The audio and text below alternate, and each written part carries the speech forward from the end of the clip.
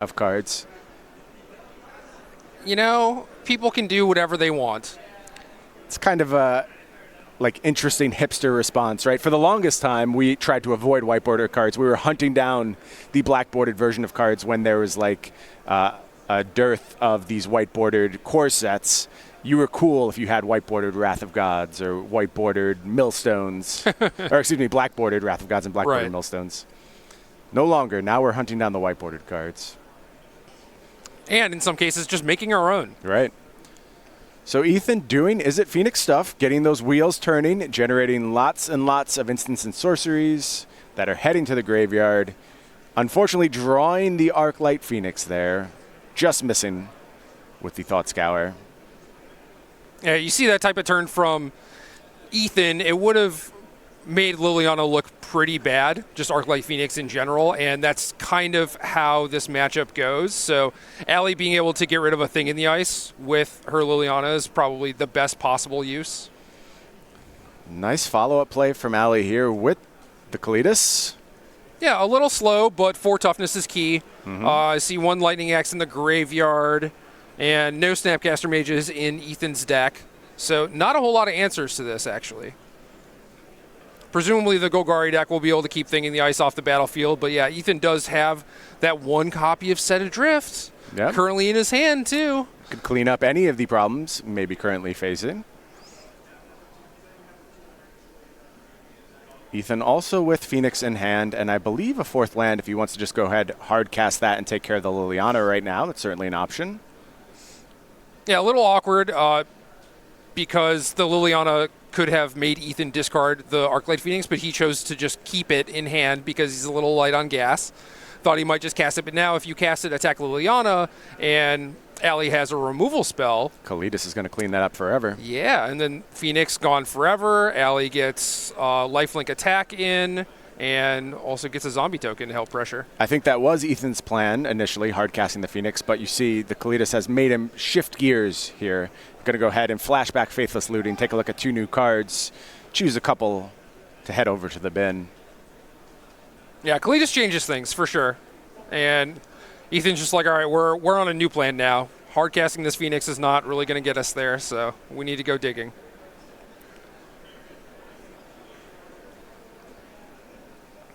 I like the adaptation here. Important to stay fluid in how you're going to approach the matchup.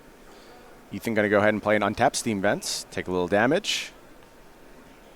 And that's going to cast that Set Adrift that we did talk about. It's still not great. Not here. Not backbreaking here.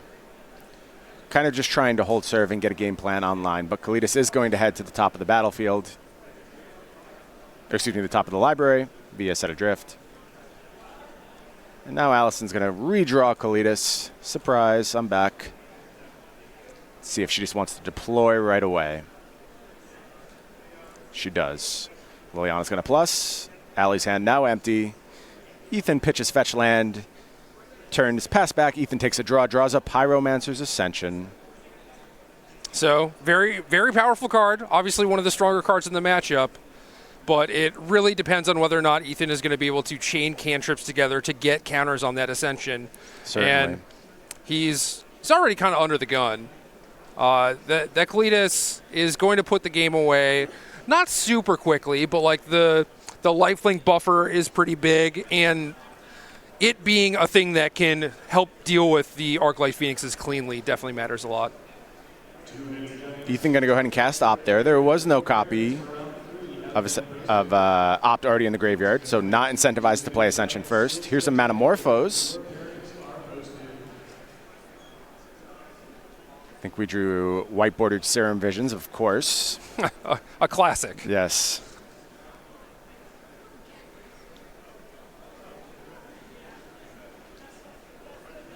I'm a big fan of deck customization. I think you should make your deck your own in whatever way you enjoy it.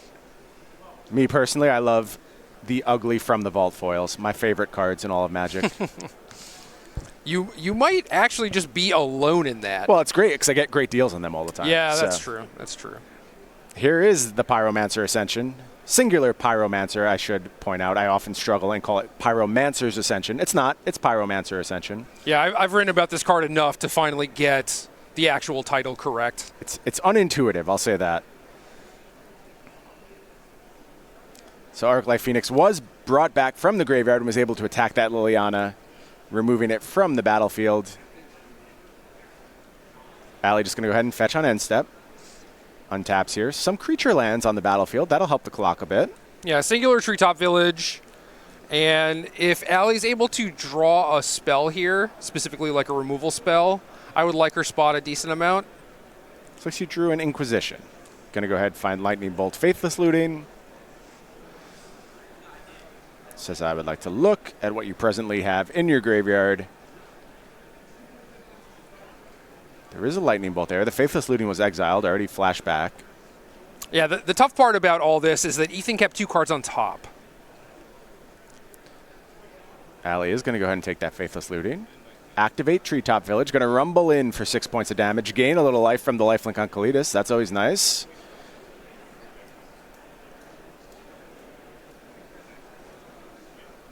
You see here, though, this game, if Pyromancer's Ascension was not there, the stuff that Ethan is doing is just incredibly fair. But the Ascension is by far the big problematic card here. Yeah, I am a buyer in this new aspect of the deck. It's kind of where I was high in the deck. I thought it was the best deck. I thought, though, there were still successful adaptations to be made. This card is where I kind of turned the corner. And I think it's like you need some reason why you're passing on Izzet Phoenix at this point. And it has to be like one of 3 decks that you consider you have mastery over. I think if you're a Tron master, an Amulet master, a Dredge master, you can make some cases for continuing to play those decks. But a lot of other decks are completely squeezed out of this format right now. So now Ascension is active. Double Lightning Bolt, going to clean up Kalidas. And Ethan taking a control role here, leaving the Arclight Phoenix back against that Treetop Village. Yeah. And I like that a lot when you have active Pyromancer Ascension. Like, it doesn't take much to actually put the game away. And so trading 3 damage for 3 damage on this turn is likely not a wise choice. Allie going to go ahead and deploy a Dark Confidant. Could lead to some gas. We'll see what it brings off the top of the library. But that active Pyromancer Ascension so often just closes these games in a heartbeat. If not in actuality, it does enough where you've virtually cemented the game. Right, and here's one of the big combo pieces. You're already playing Manamorphose in the deck for combos with Arclight Phoenix and Thing in the Ice, but Manamorphose copied off Ascension allows you to basically just have this Storm-like turn where you're actually generating mana, drawing a bunch of cards, and you either end up with a bunch of Lightning Bolts or a bunch of Arclight Phoenixes in play attacking your opponent. Either way, your opponent's losing life in 3-point chunks very quickly. And Golgari's really good at winning the small ball games. But when your opponent does things like this, where they just spend a turn drawing 10 cards or whatever, you don't have a whole lot of comeback mechanisms for stuff like that. Right. I want to note that in Allie's deck, there are 4 Assassin's Trophies, so she is ready to answer these Pyromancer's Ascensions. There's also Maelstrom Pulse, there's Nile Spellbomb to try and contain the graveyard. So Allie, conscientious of the problem that Ascension brings to the table, just didn't have the answer here. Yeah, I mean, she was on the play. I think she took a mulligan and did not have a very explosive draw or anything, but I think she did a good job of containing Izzet Phoenix, if not for this Ascension.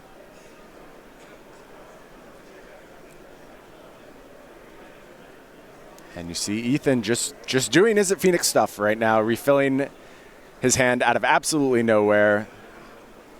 Liliana had made both players resource starved, and now Ethan has all the cards on the planet sitting there ready to go. Yeah, still mana floating too. Faithless Looting is going to make a lot of Arclight Phoenixes, if that's a thing. And there's also just a lot of Lightning Bolts. Yeah, here we're going to use that mana. Going to go ahead, flash back that Faithless Looting. Look at a bunch more cards. Already 2 Arclight Phoenixes in hand. There's the 3rd one. It gets out of control so quickly, Jerry. So it's 2 turns. 2 turns of having an active Ascension, and the game is just unwinnable. It's crazy because Ascension decks were always on the fringes of Modern. Like, we knew this was a strategy that had legs, but this is also the best Ascension deck we've ever seen. Yeah, the fact that you get to merge things like Arclight Phoenix with Pyromancer Ascension is the big part of it, because Ascension just by itself isn't necessarily strong enough, because you will run into opponents that have Abrupt Decays and Assassin's Trophies and stuff like that. But now look at this. Now you're fighting on 2 different axes. You also have Thing in the Ice as like this pseudo sweeper to handle creature decks like humans. Like, what is someone supposed to do outside of try and kill you on turn 3? Ethan going to go ahead, clean up that Dark Confidant, throw a Lightning Bolt at Allie as well. Allie says, yeah, that's going to be enough. Thank you very much. I have seen enough of your Is It shenanigans. And we're going to head to game 2 with Allie looking for answers in the sideboard for this extremely powerful Is It Phoenix strategy. Why don't we go ahead and take a look at those sideboards now? We'll start over on Allie's side. Looks like we're looking at 3 Fulminator Mages, 2 Surgical Extraction, 2 Engineered Explosives, 2 Collective Brutality, 1 Nissa Vital Force, 1 Nile Spellbomb, 1 Kitchen Finks, 1 white piece of cardboard. That's the future of whiteboarding your deck. You just whiteboard the entire card. That's a Grafdigger's Cage, by the way. Supposed to be a Grafdigger's Cage. 1 to Glamour and 1 Damnation. Gerald, what do you like here from the Golgari deck? How does Allison prepare for that onslaught that's coming from the other side? Love the Nile Spellbomb. I think that Surgical Extraction is good enough against specific pieces of the deck that it is worth bringing in. Kitchen Finks helps fight against Lightning Bolt, allows you to be a little bit grindier. And then there are things like Collective Brutality, Nissa Vital Force that are like kind of medium, but could slot in depending on how many dead cards you have. And then depending on how desperate you are, you could go to Engineer Explosives to try and answer Thing in the Ice and Pyromancer Ascension. But I think the Golgari deck has enough ways to answer that in the main deck.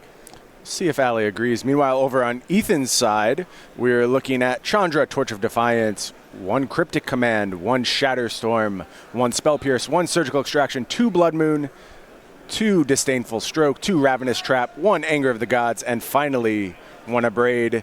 Ethan looking pretty dominant in game 1. Does he have to make big changes in game 2, or can he play it fairly close to the vest here? I would basically expect the games to slow down a little bit. So things like Chandra, Cryptic Command probably have a decent home here. I also like the Spell Snare, which is kind of a weird inclusion for a sideboard, but I like it because of things like Tarmogoyf and Dark Confidant. Right.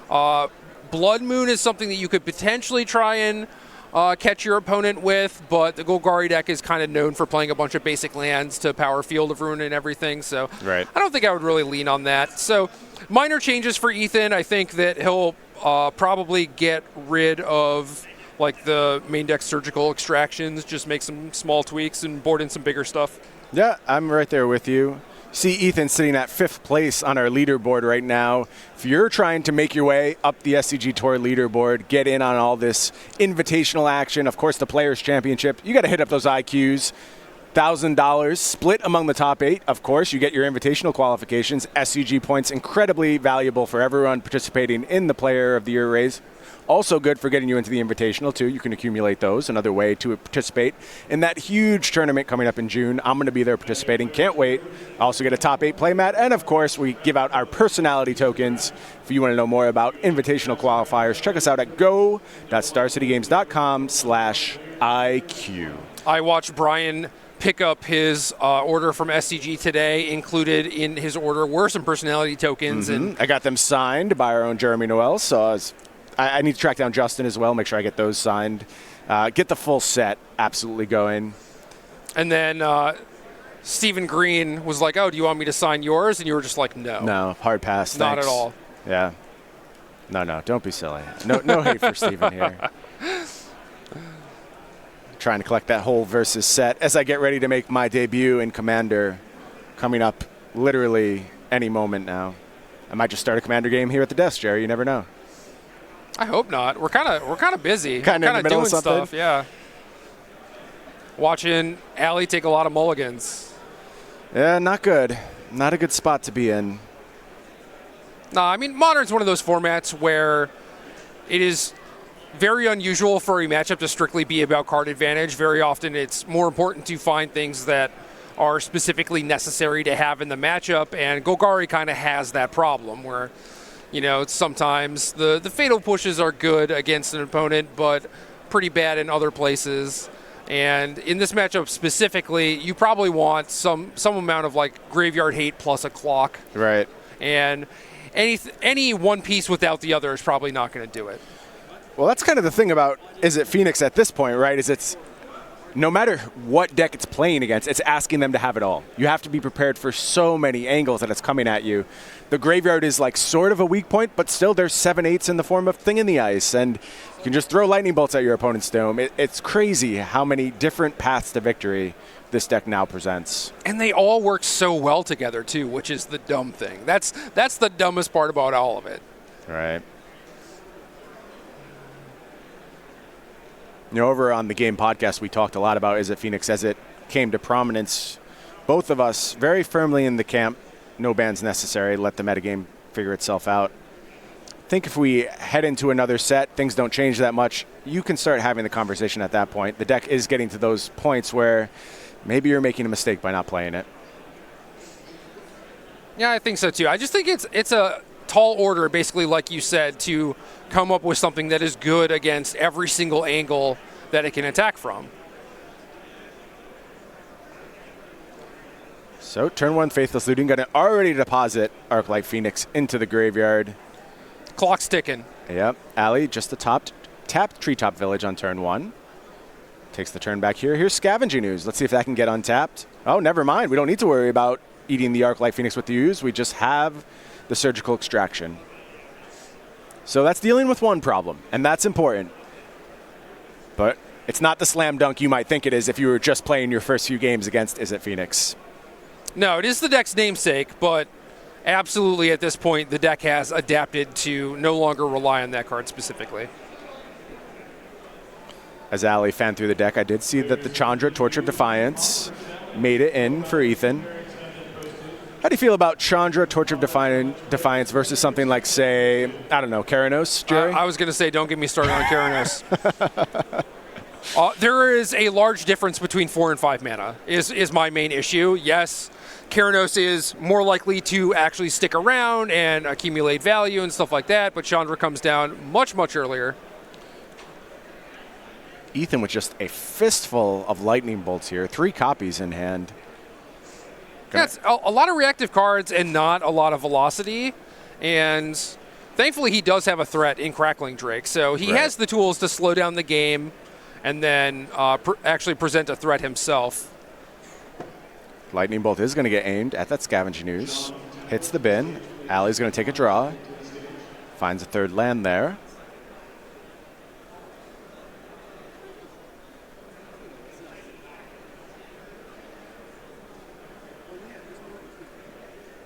Just going to play a tap land past the turn back. There you see Ethan's going to go ahead, crack that Scalding Tarn on end step, putting another white bordered Steam Vents onto the battlefield.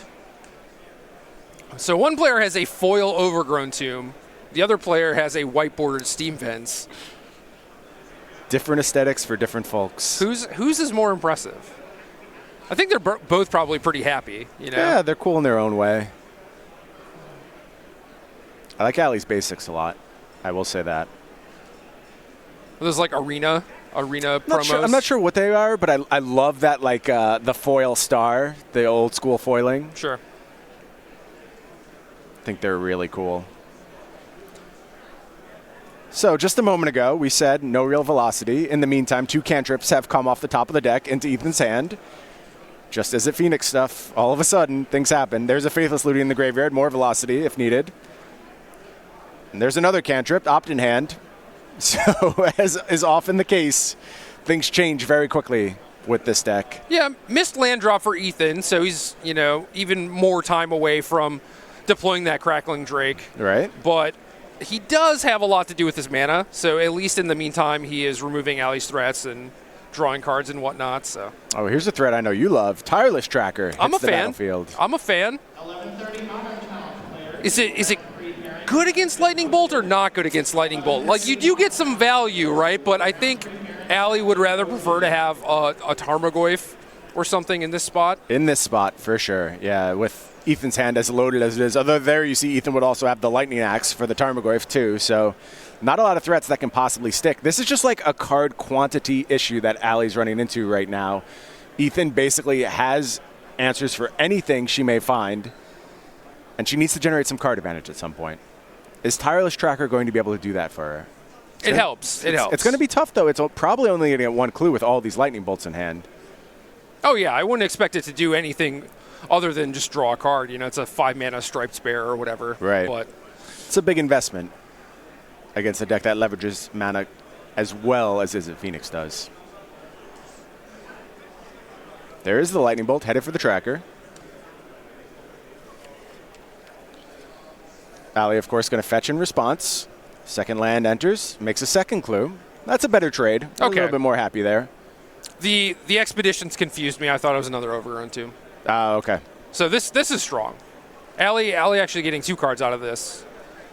I think the game is still reasonably close. I would agree with that assessment.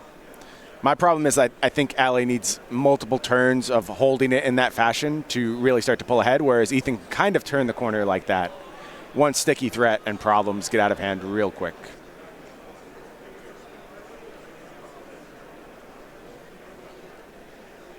Allie debating how to use her mana on her turn. Looks like we're going to start by cracking this clue. Take a draw. We found Inquisition of Kozilek. Yep, that's going to get fired off. Take a look at what Ethan's working with.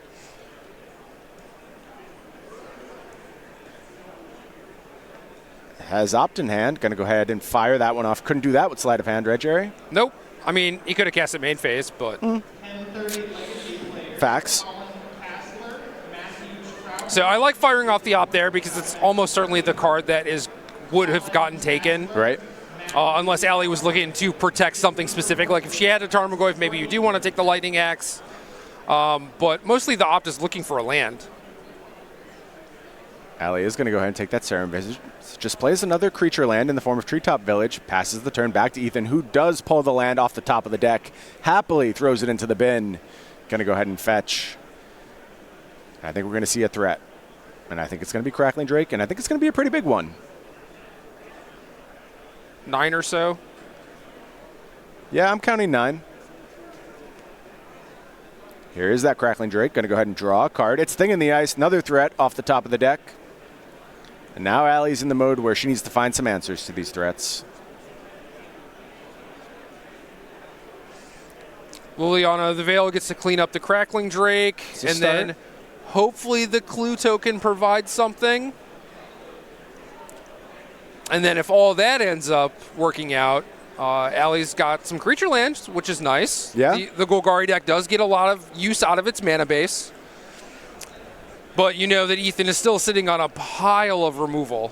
And Izzet Phoenix, with their low land count and all the card drawing and stuff, it's not too difficult to ensure that you're basically just drawing gas for the entirety of the game. Also helps that you just get to stash your card filtering in your graveyard, ready to deploy when you need it.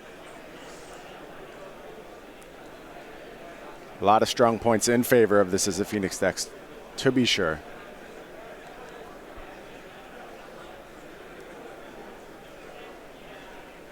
Looks like Ethan passed the turn back after deploying Thing in the Ice. Allie's going to go ahead and take a fetch.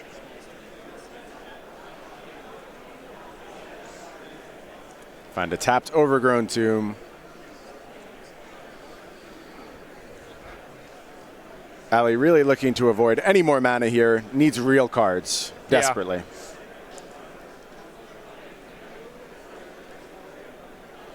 And Ethan, I didn't know if he was going to let that Liliana actually get another activation in. That seems kind of dangerous when you know that your opponent doesn't have a whole lot of relevant resources and all of his cards in hand are pretty good. Allie with the Thoughtseize here. Going to go ahead and fire that off.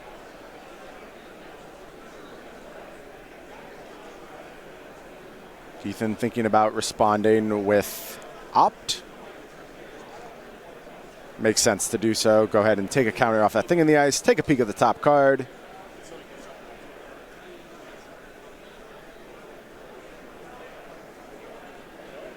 Says good enough. It's another Thing in the Ice.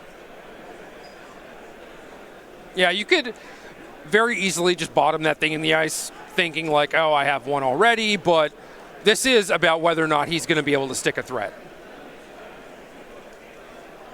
So Allie going to go ahead and take the Lightning Axe here. That points to the fact that she may have answers for those things in the ice. Or maybe just feels like she can outbody them. Going to go ahead and deploy a Scavenging Ooze. And that's going to look to get to business real quick, get out of range of that Abrade.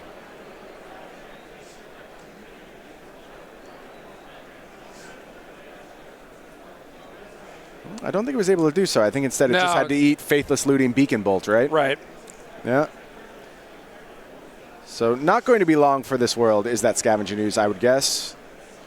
Maybe Ethan just lets it sit on the battlefield for a bit longer. It's kind of done its thing at this point. Nope, Abrade time. And now that thing in the ice stands on the precipice of transformation and a very, very quick lock. Yeah, 2-turn. I mean, Allie has some creature lands to potentially get in the way of it, but that's not exactly how you want to go about handling things. Ooh. Is that Damnation? That's a Damnation. And a Tarmogoyf. Great follow-up from Allie, and this has changed dramatically very quickly. This is a turnaround. Let's see if Ethan can rebuild here. Well played by Allie to set up that turn in particular. Here's a Manamorphose. We're doing this again. Typical Izzet Phoenix stuff. Is there going to be a rebuild off the top of Ethan's deck? I don't think so. I think Allie set this up really well, where she got to Scavenging Ooze away all of the flashback and jumpstart cards, and Ethan's just sitting on lands now. Now we're looking at a quick clock too, in combination with those treetop villages. This is classic Golgari. Oh yeah, classic. And here come the beats. Deal with your stuff. Put you on a 2-turn clock. Let's go. Love it. Allie's going to pass the turn back to Ethan. He's facing down a potentially lethal attack here. Here's a Manamorphose. Got to find a Thought Scour. Go ahead and cast that. It's not really going to do anything with the Phoenix's exiled too. Right, right. You lose a lot of the explosiveness. And it just lands off the top, and Allie takes game 2. Well done from Allison Warfield. Beautifully played. Dealt with each threat in kind, and was able to then just close the window in a quick 2 turns. Yeah, very impressive stuff. Yeah. And again, if Pyromancer Ascension were there, all that like 1-for-1ing, that nickel and diming, that small trading would have not been effective at all. Right, right. So it's one of those things you need your answers to line up with the threats. They did in that instance, and Allison able to leverage it for a victory. Going to head back into the sideboard here. Anything you want to change as you go into game 3? Again, play draw considerations is something I always like to talk about. Are there cards in either of these decks that you really want on the play or draw specifically? Blood Moon is the card that I would consider more on the play. Right. But I still don't think that I would necessarily want it. We didn't even really talk about the Damnation coming in, and pretty heads up by Allie. Yeah, very effective there, cleaning up the battlefield. It's like, well, maybe I can assemble this plus a Nile Spellbomb, take out all the Phoenixes. It kind of makes sense. And then in that instance, Ethan ran out the second thing in the ice because why wouldn't you? Why not? You know, Yeah. what is it not safe from? If nothing else, your thing in the ice with more counters is protecting your other thing in the ice with fewer counters from Liliana of the Veil. So it does make sense to do that. Right. I was thinking Maelstrom Pulse going into that turn. That was kind of the card he was afraid of. But Damnation does it too, for sure. Yeah, Pulse is a card that not a lot of people are playing at the moment. Allie does have the 1 copy in her deck that you noted, so definitely something to think about. Yeah, it seems like it's set up well right now in the format. As we mentioned, the diversity of threats and the fact that, like you said, you can have those explosive Phoenix turns, and you can just go ahead, Maelstrom Pulse, and then deal with the graveyard in that spot. In combination with Spellbomb, it's kind of a very reasonable answer against this deck. Do you see that? Did he? He said draw, didn't he? He did say draw. Okay. This is something that's going around a lot in Modern right now, often in the context of the Death Shadow Izzet Phoenix matchup. A lot of Death Shadow pilots opting to take the draw. It's controversial, I think, to say the least. I think there's a lot of people who believe it's always a mistake, and there's a lot of people who tell you it's one of the keys to the matchup. Where do you fall, Jerry? So the logic behind it is that Izzet Phoenix is trying to assemble 3 spells in 1 turn to bring back an Arclight Phoenix, and if you make them play first and you play a discard spell on turn 1, they may not have the resources necessary to be able to do that. However, I think you run into problems when talking about how things like Opt and Serum Visions and Faithless Looting, Manamorphose, they chain into each other. You don't need 3 cards in your hand to start a turn to bring back an Arclight Phoenix. Right. So I also think things are different with Pyromancer's Ascension, where if you just land that early, like your plan isn't necessarily about Arclight Phoenix. Plus, these decks board in things like Nihil Spellbomb, which we see on the battlefield, Surgical Extraction. You have other ways to get rid of your Arclight Phoenixes. So it's not all about that. And I think being on the play does have merit. Being on the play has been so important for so much of Modern's history, and I understand there are some differing points here. This is not your typical Modern deck, but it's hard for me to believe that this deck really benefits that much from being on the draw. If Phoenix didn't have a draw engine, I would believe it, and Ethan does only have 2 copies of Ascension in his deck. Mm-hmm. So it is certainly possible that, you know, just he doesn't draw that card over the course of this game. Ali is going to go ahead and take advantage of being on the play, deploying a threat immediately. It's Tarmogoyf. That Tarmogoyf also outsizing Lightning Bolt due to Serum Visions already being in the graveyard. Of course, upon resolution, it would become a 3/4 and survive. So taking out one of the key pieces of removal that Ethan might have. Yeah, not a whole lot of ways to kill this. I mean, he can deploy a Thing in the Ice potentially to block for a little bit, but that's not going to last long. And if Ali has a follow-up removal spell for it, then things are looking pretty bad, but we'll see. There is that Thing in the Ice. Ali going to go ahead and take a draw here.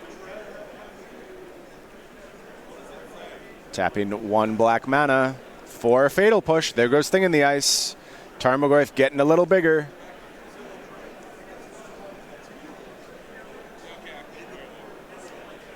There's the swing from Allison. Going to drop Ethan down to 15. Passes the turn back. Ethan takes the draw. Manamorphose, Opt. Looks like an Arclight Phoenix in hand. This is the exact situation that Golgari wants to get into. You have the clock and the disruption. You were able to remove a little bit of the counterplay from Ethan, kill the Thing in the Ice that would have put a clock on Ali and also bounce the Tarmogoyf for a little bit. And the Nihil Spellbomb hasn't even had to be used yet. So it's just chilling. One of the great things about Nihil Spellbomb, able to just sit there until it's at its absolute peak impact, or cash in and immediately draw a card if that's what you need. A lot of versatility in that particular piece of Graveyard Hate. Likely one of the best cards in Modern right now.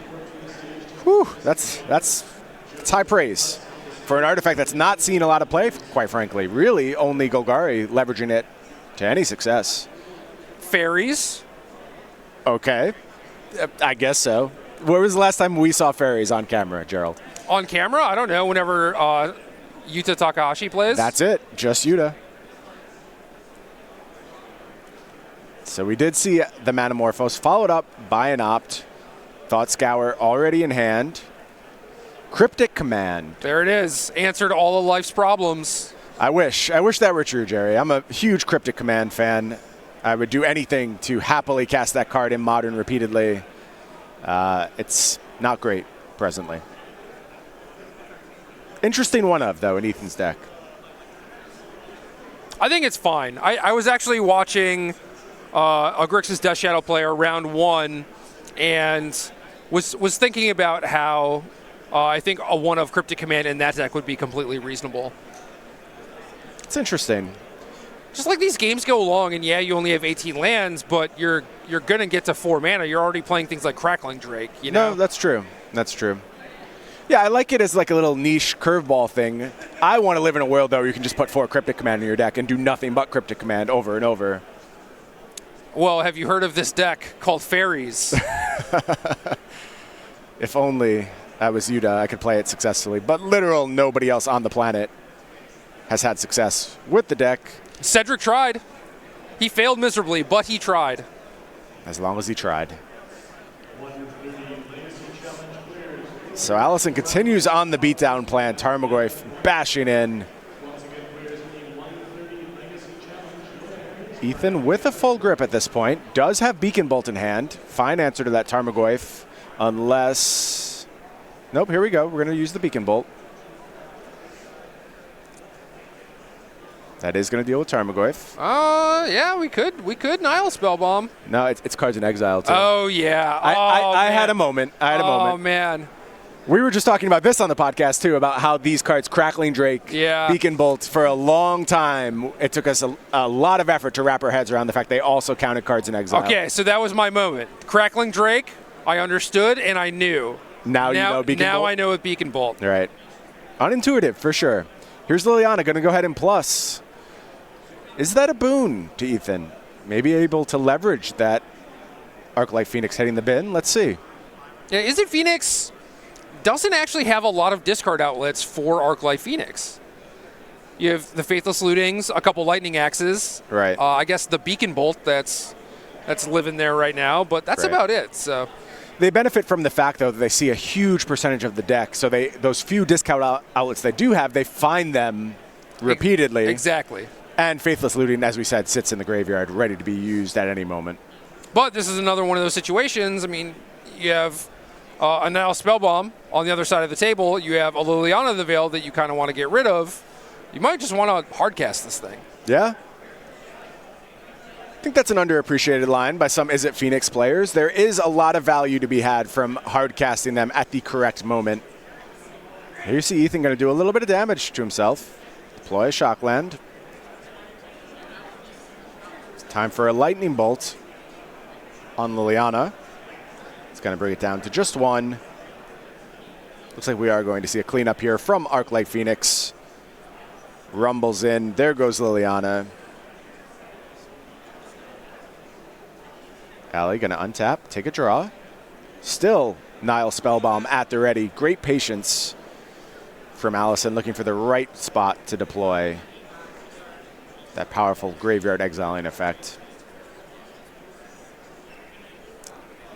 Yeah, you see Liliana not really doing a whole lot in this matchup. Like, if the Lightning Bolts had more targets, then I could see Liliana maybe having more of an impact. But the fact that Ethan just gets to sit on Lightning Bolt for forever if Allie's not presenting like an early Dark Confidant or a Scavenging Ooze. Right. Ethan going to go ahead, take a draw, finds an island. Threat now on the battlefield. It's a small threat, but a threat nonetheless. This is kind of where we saw that last game at, too, where things had kind of reached parity. Allie really needed to find some good cards off the top of the deck. And in that instance, she slammed the door closed authoritatively. We'll see if she's able to do so here. Going to go ahead and fire off Field of Ruin. That's going to find a basic land for both players. Yeah, the tough part about this situation is that Ethan has the clock already, and he has a Cryptic Command waiting. Very true. And when you're talking about dealing in exchanges that are, for the most part, 1-for-1, having a Cryptic Command can just be backbreaking. Just like having that clean 2-for-1. Absolutely.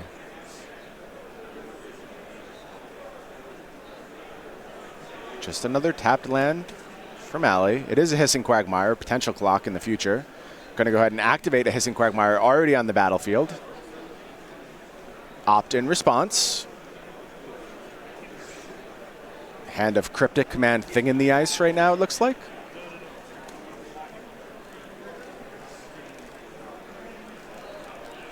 I like this attack a decent amount. Allie's got multiple Hissing Quagmires, not a whole lot to do with her mana. And Ethan took some early damage from that Tarmogoyf, some fetch into shock action, and he's actually pretty low. Total, for sure. So it looks like we found Faithless Looting off that opt.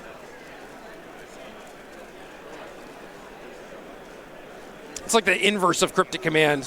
When you're talking about trying to trade 1-for-1 resources, right? Faithless Looting puts you down a resource, does let you cycle through all of your excess lands and cards that don't necessarily do anything, but not exactly the card that Ethan wanted to find here. Well, the best Faithless Looting decks make it feel like it's not card disadvantage, and certainly Izzet Phoenix checks that box wholeheartedly. For the most part, but I mean, when you've hardcast an Arclight Phoenix and your opponent has a Nihil Spellbomb on the other side of the table, it's really difficult to actually get a whole lot of use out of it. Fair. Card maybe at its worst in this instance, but super broken card at its worst, still pretty okay. You'll tolerate it. like you said, a way to clean out extra lands drawn in the late game, perhaps. Here comes Thing in the Ice, looking to really step up this clock. He's going to go ahead and pass the turn back to Allison. Going to untap, take a draw. Can't quite make out what is in Allie's hand. I would absolutely love to know here. I think they're spells, and I think she's waiting for the right moment to deploy them. Okay. Here comes Abrupt Decay, or excuse me, Assassin's Trophy. New Abrupt Decay. Yeah. Abrupt Decay basically completely obsolete at this point. Do not see them very often in these Golgari lists. So that gets the last basic land out of Ethan's deck. Here comes that Hissing Quagmire again. On the beatdown plan, but a Braid at the ready. Ethan cleans up that Hissing Quagmire. Going to go ahead and take the turn back. Another Faithless Looting off the top. 130 Legacy Challenge players. A lot of velocity, but tough to leverage in this. Yeah, instance. I mean, it's tough when you don't have a lot of value discards. So maybe you just fire it off and like you use the second copy of Faithless Looting as the card that you'll discard for quote-unquote value. Seems reasonable. And then you basically just keep your best card out of the top two. That also might draw Spellbomb activation out of Allie as well, which might be something that Ethan is interested in leveraging right now. Maybe, I don't know. I think it's scary if Allie comes up with two spells, you know, Spellbomb, draw plus draw for a turn. Yeah. So there you see. Faithless Looting is going to be pitched, as well as worthless fetch land. Well, not quite worthless. Could always get a shock land, but painful fetch land. Here comes Arclight Phoenix, dropping Allie down to 10. And Allie is going to go ahead and crack that Spellbomb. 2 fresh cards going into this turn. This is a big turn for Allison. Really needs to get onto the battlefield here. Finds Inquisition of Kozilek. That's not going to be able to take that Cryptic Command out of hand. The wrong discard spell in this instance.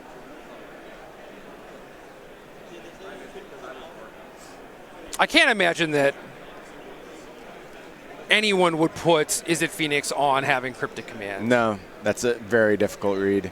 Ethan thinking about if he wants to Manamorphose here. That would, of course, if Allie moves to just post-combat main phase, leave him without mana for Cryptic Command. Yeah, it's a little awkward. I think this is dangerous. Take a draw. It is Arclight Phoenix. It's going to be a miss on that Inquisition, but move to post-combat main phase and shield her down here. Is there something Allison can do to take advantage? Let's see.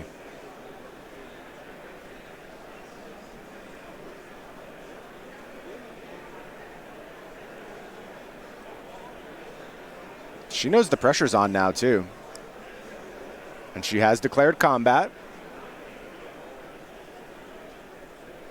Now is Ethan just going to panic and try and cycle the Cryptic Command to bounce the Hissing Quagmire? I don't know about that, but I think the answer is yes.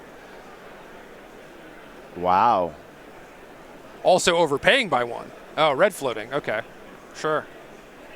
Draws Manamorphose off the top. Allie going to get to redeploy that Hissing Quagmire if she chooses. Interesting line from Ethan.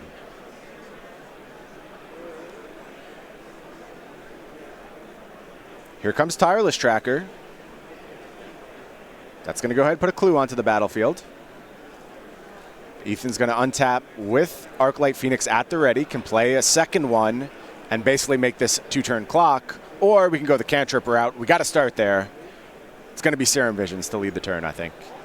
Maybe Manamorphose. Let's see. I like Serum Visions because then if you find something in the top 2 that you like, you can Manamorphose into it. Right, and I think we found Opt. So another way to actually get that done. Yeah, that means we're going to get essentially a free Phoenix here. It's a guarantee now.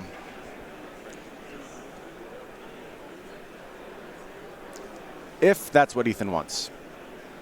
Yeah, these are the turns that Izzet Phoenix puts together where it's like, how do you ever just shut this deck out, you know? Yeah. So I think Ethan bottomed both there, which seems fine. I mean, hard casting the Phoenix at this stage in the game isn't really all that different from getting one out of the graveyard.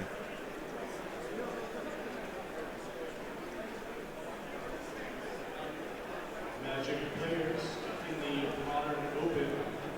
At this time, due to some technology issues, we are anticipating approximately 20 minutes. So you see Is It Phoenix doing Is It Phoenix stuff one more time. All these cantrips. Faithless Looting at the ready to pitch that Arclight Phoenix if that's the way Ethan wants to go. I think that is the way to go. I think you dig.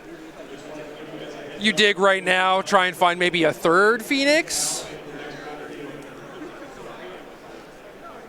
And then Faithless Looting should basically be the last card that you cast in case you do draw any extra copies of Arclight Phoenix.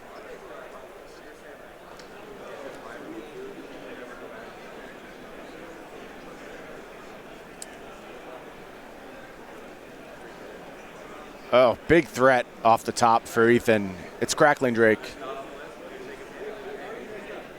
So a bunch of cantrips happened. Ethan was trying to set things up, drew a Crackling Drake. That changed everything, which is understandable. And now Ethan's got a choice where Tireless Tracker plus Clue plus Hissing Quagmire threatens lethal. So if Allie's able to do something like play land, play Fatal Push on Crackling Drake, that'd be game over. So Ethan recognized that, held back the Arclight Phoenix. Yep, shifting gears a little bit. Makes sense where I think just one swing from that Crackling Drake will be lethal at this stage. Terms of engagement have changed.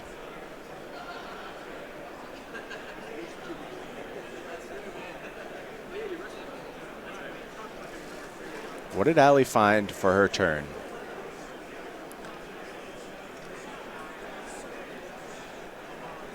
Oh, if it's nothing, I think you start by cracking the Clue and seeing what happens. So Right. Ooh. Here comes Tireless Tracker.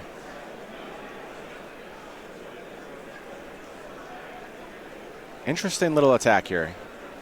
This means something's up. I don't know what it is. If nothing else, it gives Ethan a chance to like make a weird mistake, right?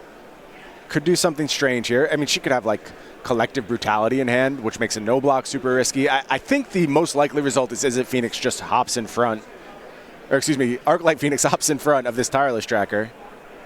No. No block. Oh, this could be a damnation too. No. Looks like just Assassin's Trophy. Going to go ahead and clean up that Crackling Drake.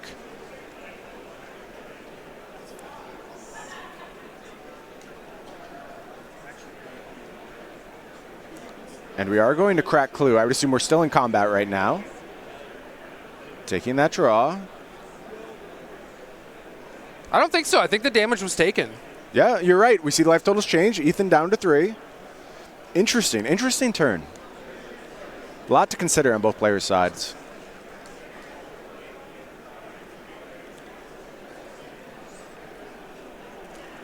Also only 2 minutes left, but I think this game in, the next 7 turns is going to be over one way or the other. I agree. Here's a Fatal Push for that Arclight Phoenix. And just going to go ahead and pass the turn back to Ethan. Ethan with a land off the top, but Is It Phoenix never out of gas. It's a Faithless Looting, ready to go. It's going to draw 2 cards. Number 1, Lightning Axe. Number 2, Serum Visions. Pretty decent. This deck. This stupid deck. It just does stuff. It really does. There goes another Is It Phoenix to the bin. Excuse me, Arclight Phoenix. That's going to be tough to get over as this deck becomes more and more dominant. Here goes that Serum Visions, leaving a Lightning Bolt on top. That's spell number 2. So Ethan has the option of using Lightning Axe or another Faithless Looting here to bring back those Phoenixes. I think I like the Axe, considering how scary that tracker is. Right. With an additional red mana, you could make a case that you just want to go ahead and Lightning Bolt it, but probably has to be Axe here. Boom. Axe to the face for this Tireless Tracker. Hits the bin. Worth noting that if that Clue got cracked in combat, Ethan was at 2, and then that Quagmire would be lethal. Right. And Ethan would be forced to keep one of these Phoenixes back. Could potentially change things. I think you're right. I think that was an interesting decision. Here come the Arclight Phoenixes. Allie going to fall to 4 here. Takes a draw off the top. What did we find? Just going to extend the hand, and the Is It Phoenix deck pulls it out again, doing Is It Phoenix things. That's just what